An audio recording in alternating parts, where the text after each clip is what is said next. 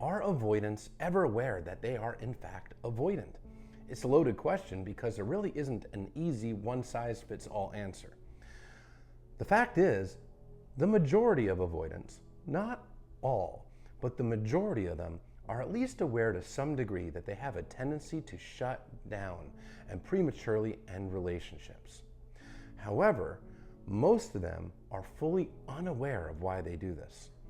Yes, there is a small portion of avoidants that are self-aware that they are in fact avoidant and still choose to enter the dating pool and hurt people anyway because of their own selfish needs for external validation. These people do exist.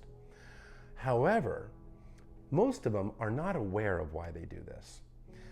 Now, due to the lack of self-reflection, they don't know that it's actually something within them that fears emotional intimacy. They don't know where these fears come from. They just feel these fears shut down and deactivate.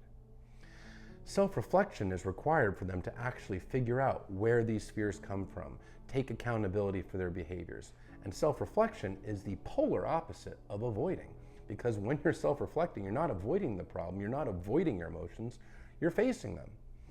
So because they don't self-reflect on the real reason, they have to tell themselves some sort of excuse as to why they shut down and end good relationships. The most common excuse that an avoidant will tell themselves is, well, it must just be that this is the wrong person because I won't feel this way when it's the right person. The problem is they don't understand that it is in fact healthy relationship behaviors that trigger these fears. And they keep shutting down when they have a good partner. They keep discarding good people due to these fears.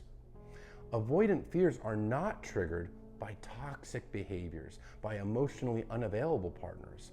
It is specifically healthy relationship behaviors, loving partners that actually push the avoidant away. This is why you'll find a lot of avoidants will have a history of short-term relationships with decent partners, and their long-term relationships where they actually do commit are with toxic partners like narcissists, borderlines, etc. And this is because the avoidant doesn't have the fear of abandonment with a toxic partner because there's no threat of emotional availability, vulnerability, or intimacy with this person. With a partner that is emotionally available, there is that threat of emotional intimacy, which makes the avoidant feel emotionally unsafe. This is a person that has learned to associate emotional intimacy with abandonment.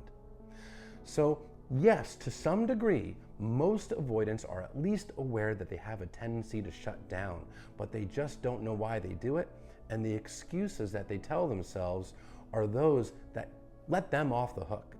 So they can relieve themselves of responsibility for their own behavior, and it helps them continue to avoid issues rather than face them, rather than taking true accountability, which requires self-reflection.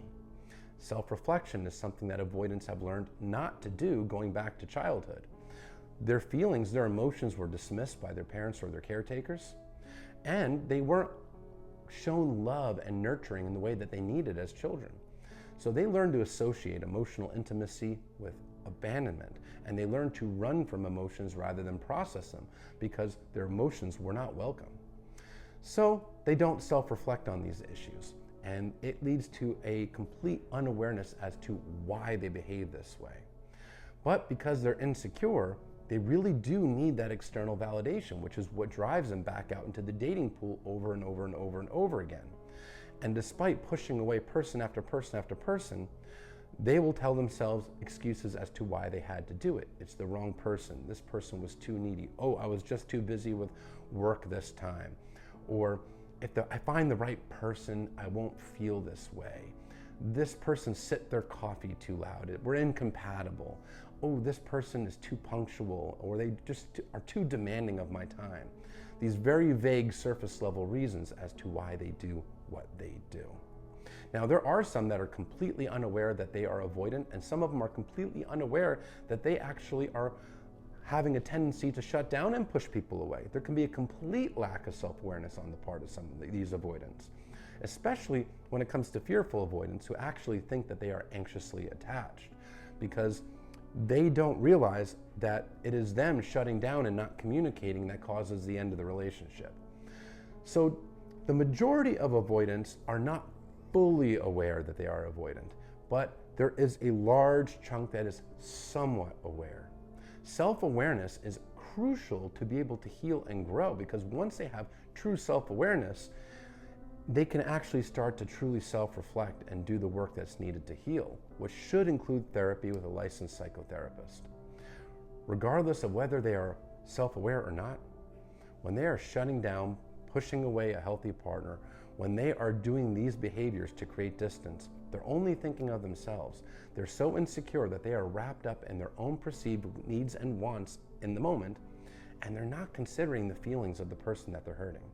Because if they truly were considering the needs, the wants, the feelings, the heart of the person that they were pushing away, they would go about it in a much different way. But they're so hyper-focused on themselves due to their deep insecurities. And that can change, but it requires the avoidant to want that change.